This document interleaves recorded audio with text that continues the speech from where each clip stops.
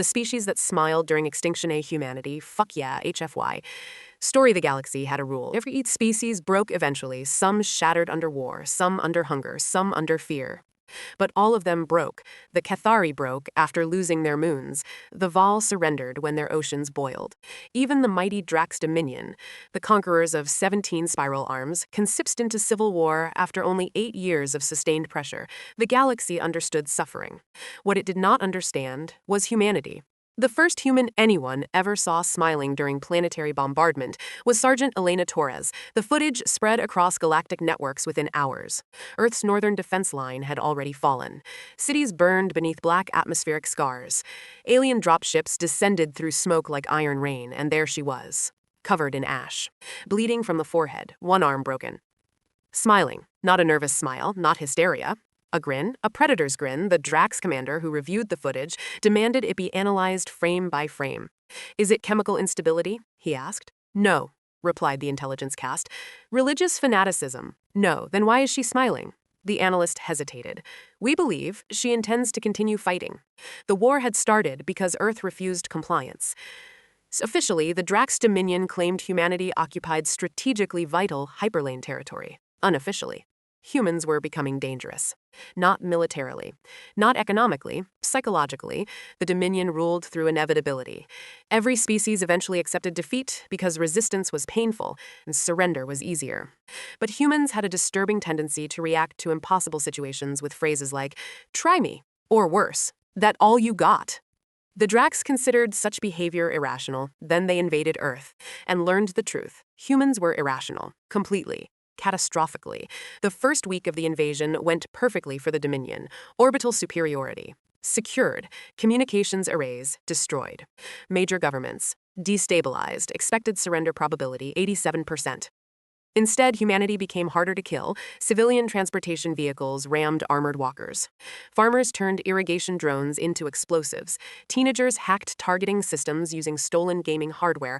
One human city lost power entirely. The inhabitants fought for 11 days in darkness.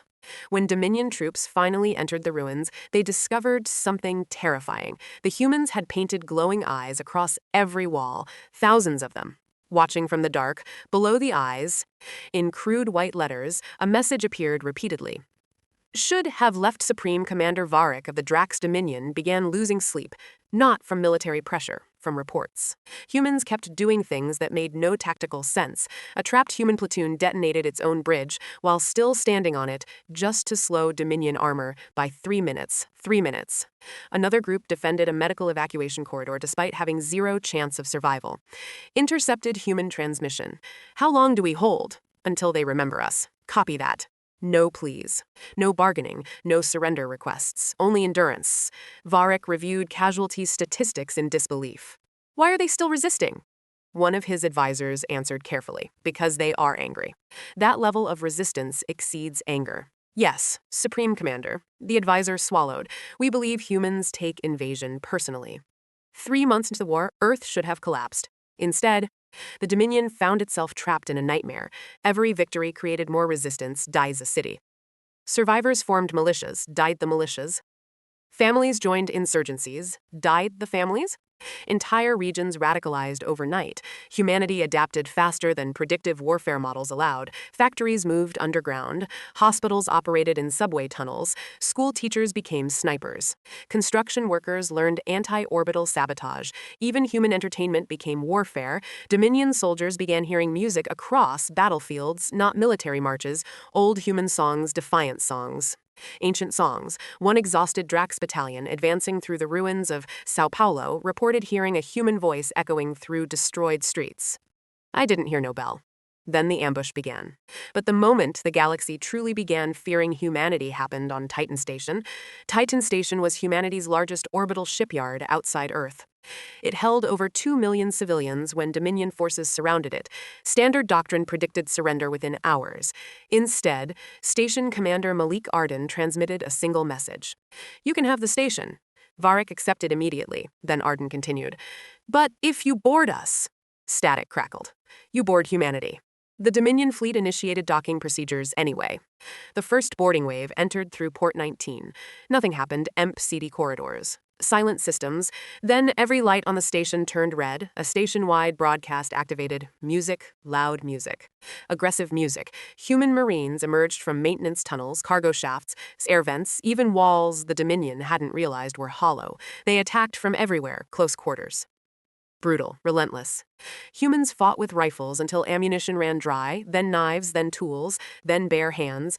One Drax officer later testified they kept advancing after fatal wounds. One human lost an arm and used the detached limb to strike my subordinate. Titan's station became a slaughterhouse. After 16 hours, Dominion forces finally secured central command. They found Commander Arden waiting calmly beside the station core. Varric himself appeared through holographic transmission. "You lost," the Supreme Commander declared. Arden nodded. "Yeah." Then he smiled. That smile again. Varric suddenly felt fear. Real fear. "What have you done?" Arden leaned back in his chair. "You wanted the station." He pressed a button. "You can keep it." Titan station detonated. The explosion lit Saturn's rings for 6 seconds. The blast destroyed 32 Dominion warships, and humanity broadcast the footage across the galaxy, not as propaganda, as a warning. After Titan station, neutral systems began reevaluating humanity. Because something impossible had happened, the Dominion was slowing down, not physically, mentally. Its commanders hesitated before invasions now. Soldiers checked shadows twice. Entire fleets altered routes to avoid human territories, even occupied ones. Rumors spread among alien populations. Humans could survive anything. Humans enjoyed war. Humans were too angry to die. Most of it wasn't true. But fear doesn't require truth. Only repetition. The Dominion escalated. If humanity refused to break, Earth itself would become an example. Operation Final Silence commenced 1 year after initial invasion. The largest fleet in Dominion history entered Sol's system. Over 12,000 warships. Enough firepower to sterilize the planet. Human defenses were annihilated within hours. Orbital platforms burned. Lunar shipyards collapsed. Earth stood alone. Galactic observers watched quietly. This was the end. It had to be. No species could survive this. Supreme Commander Varric prepared the final transmission. "Surrender, and your extinction will be painless." Silence answered. Then a signal appeared, weak, distorted. From Earth's surface, a child's voice. "You picked the wrong planet." The transmission ended. Varric ordered planetary bombardment, and Earth disappeared beneath fire for 12 hours. The Dominion fleet rained destruction across the human homeworld. Continents burned. Oceans boiled near impact zones. Entire mountain ranges vanished beneath orbital strikes. Then the bombardment stopped. No life signs remained in major cities. Varric exhaled slowly. Finally, it was over. Then Dominion sensors detected movement. At first, only scattered signals, then thousands, then millions. Underground shelters opening, subterranean transit systems activating, heat bunkers emerging from beneath ruined landscapes. Humanity had planned for extinction for generations. Entire cities existed beneath Earth's surface, factories, food reserves, military installations. The humans had expected someone would eventually try to destroy them, and they had prepared. Varric stared at the sensor reports in horror. "How many?" An officer answered quietly. "Enough." Then Earth transmitted a message, not from governments, not from military command, from civilians. Millions of voices layered together, tired, angry, unbroken. "We're still here." Something changed after that. The Dominion still possessed superior ships, superior weapons, superior numbers. But psychologically, the war had shifted, because now the galaxy understood something terrifying. Humans did not measure victory the same way other species did. For most civilizations, survival meant avoiding loss. For humanity, survival meant refusing surrender, even if everything burned, even if they stood alone, even if they died. The Dominion could destroy human cities. Humans would fight from ruins. Died the ruins? Humans would fight from ash. Died the ash? Humanity would carve defiance into stone itself. 3 years into the war, rebellion erupted across Dominion-controlled sectors, not because humanity liberated them, because humanity inspired them. The famous phrase first appeared on occupied Vecran worlds. A simple line painted beneath a destroyed Dominion banner. "If humans can fight them, so can we the rebellion spread faster than fleets could suppress it." The Dominion suddenly faced insurgencies across 2 galaxies. Everywhere humans humans had resisted, others now resisted too. Varric realized the catastrophic truth too late. Humanity wasn't winning through military strength. Humanity was contagious. Hope had become a weapon. The final battle occurred above Earth. The Dominion committed everything, so did humanity. Thousands of ships collided in orbit while Earth burned beneath them. Human vessels were crude compared to Dominion engineering breaky, damaged, barely functional. But every human ship fought like it carried the last heartbeat of the species because, to its crew, it did. Commander Elena Torres, now promoted to Fleet Admiral, stood aboard the battered carrier Resolute. The bridge shook violently as enemy fire tore through the hull. An officer shouted, "We're surrounded!" Torres looked out at the enemy fleet, then smiled, that damned smile. "Good," she said. "Now we don't gotta aim." Human ships accelerated directly into Dominion formations. No retreat, no hesitation, only fury. The battle lasted 19 hours. When it ended, the Dominion fleet was gone. Not defeated, died. Supreme Commander Varric was captured alive. He expected execution. Instead, humans treated his wounds, fed him, allowed him to speak. The concept confused him more than anything in the war. Finally, he asked the question that had haunted him for years.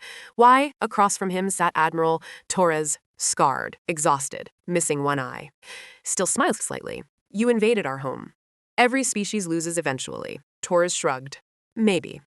"Then why continue fighting after defeat became certain?" The human admiral leaned forward. And for the first time, Varric understood the species he had tried to conquer. Humans weren't fearless. They weren't immortal. They weren't invincible. They were simply unwilling to let fear make their choices. Torres answered quietly, "Because if extinction comes..." She smiled again. "We wanted extinction to be afraid of us too." And for the first time in his life, Supreme Commander Vach understood terror.